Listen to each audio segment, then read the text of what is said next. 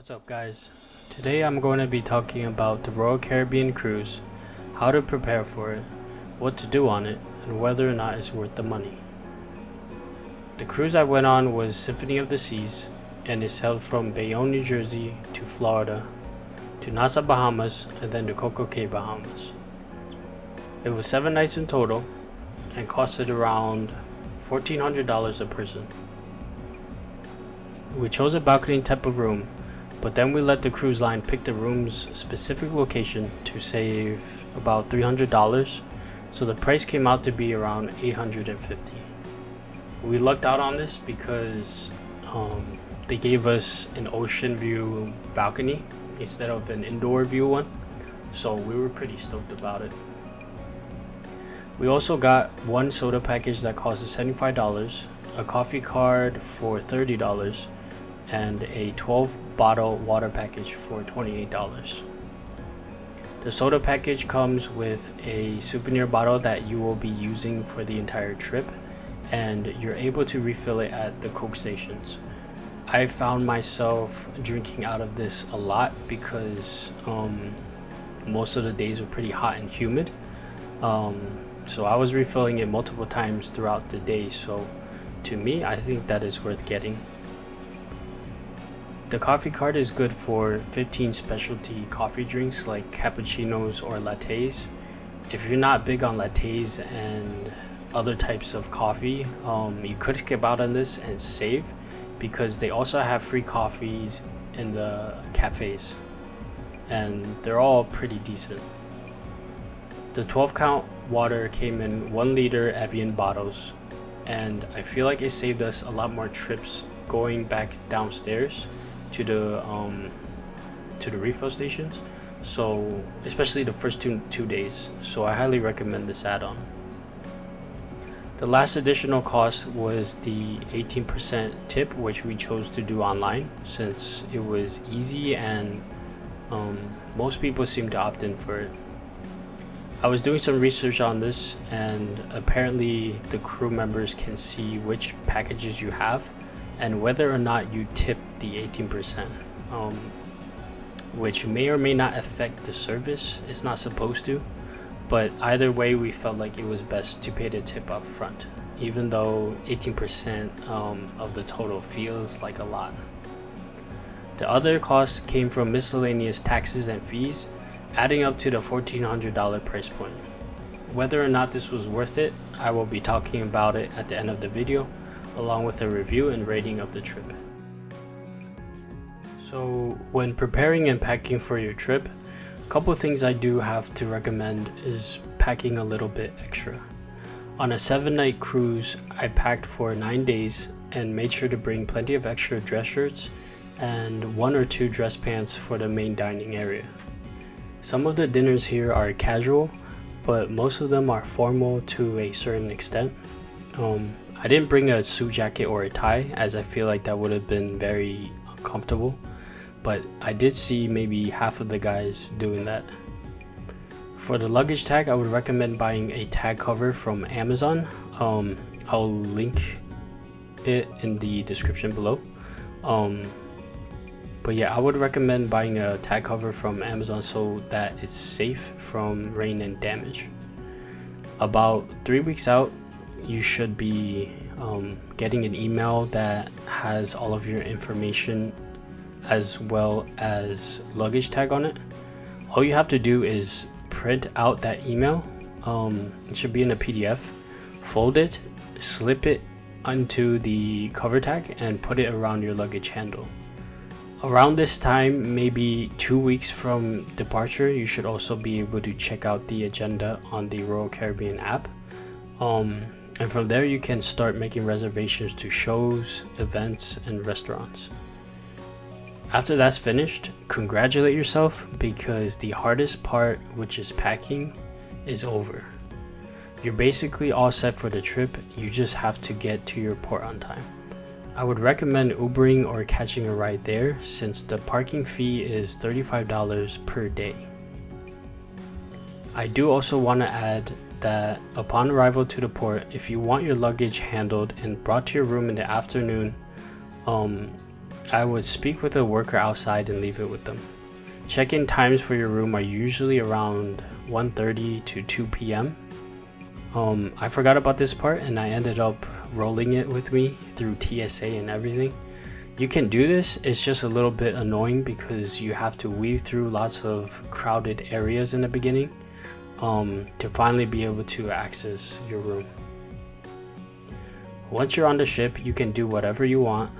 If you weren't able to catch all the reservations you wanted on the app, I would go to the box office to reserve it there, but I would be quick because a lot of the shows and reservations get filled up really quickly.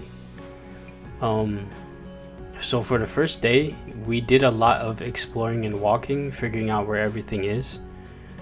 After that, we sort of had a set schedule every single day. Of course, not everybody does this. Everybody's different, but we would wake up to get breakfast at the Windjammer buffet. After that, we would go to the fitness center for a workout, and then we would hit the pools and hot tubs.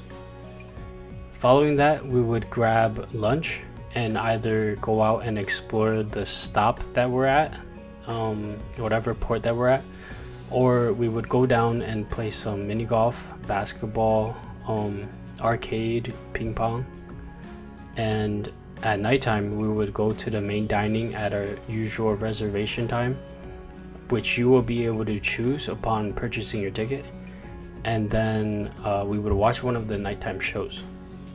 There was always something to do on the schedule, and sometimes it can feel daunting to fit everything in, but also take some time to remind yourself that you're there to relax and have a good time. So if that means spending the whole day in a room and ordering room service, then you should do exactly that.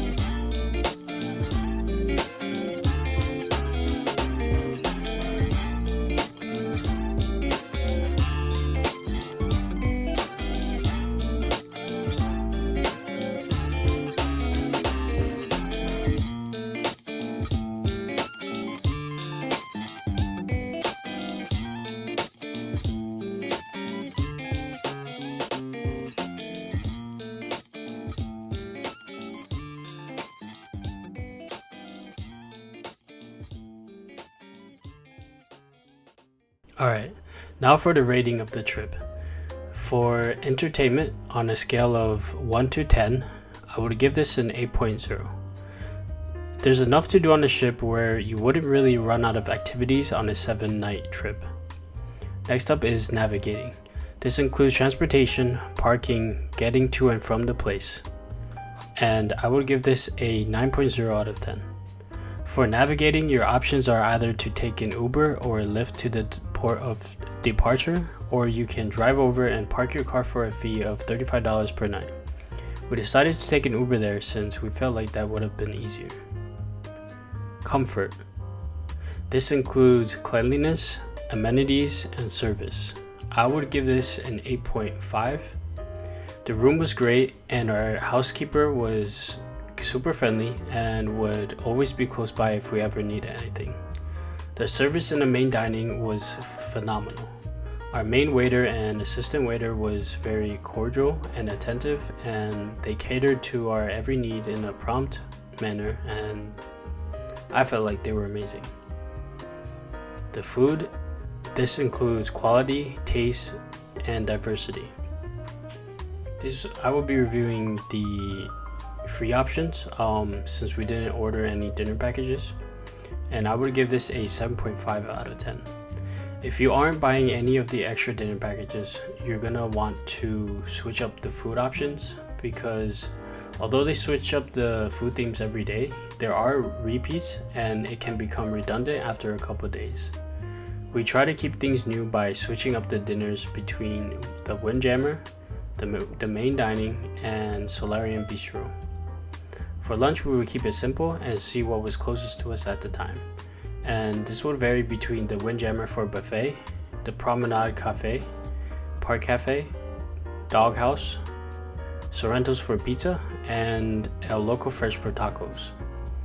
The food that stood out to me the most was probably the lobster tails on lobster night and the steak and prime rib at the main dining. I remember the prime rib being super tender, well seasoned, and not dry at all. Cost. On a scale of 1 to 10, 10 would be an amazing deal, 1 would be the worst. I would give this cruise an 8.0.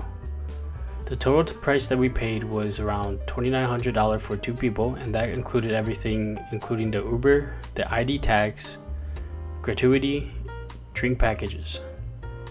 And to me, that is a pretty good deal, just considering how expensive everything is right now. That brings us to a total score of an 8.2 out of 10. For me, I feel that going on a cruise is nice because you can just check in and clock out. And what I mean by that is you don't have to plan or coordinate for anything. You figure out the extra packages or excursions that you may want to purchase ahead of time, and that's it. There's a whole schedule on the app for you to follow, but you can simply choose to play it by ear and do whatever you feel like doing. It is a pure relaxation type of vacation. And if you're the type of person that is burnt out from work and planning and coordinating tasks, then this is definitely the vacation for you. I went to Cancun last year and it was almost the exact same cost as this cruise, except in Cancun we only had 4 nights instead of 7 nights. So to me, I felt like it was well worth the money, especially if you are being mindful about the extra costs and you're not planning on booking too many excursions. So that's it for this video. Thank you guys for watching and sticking around to the end. Be sure to leave a comment, like, and subscribe for more content like this, and I'll see you in the next video.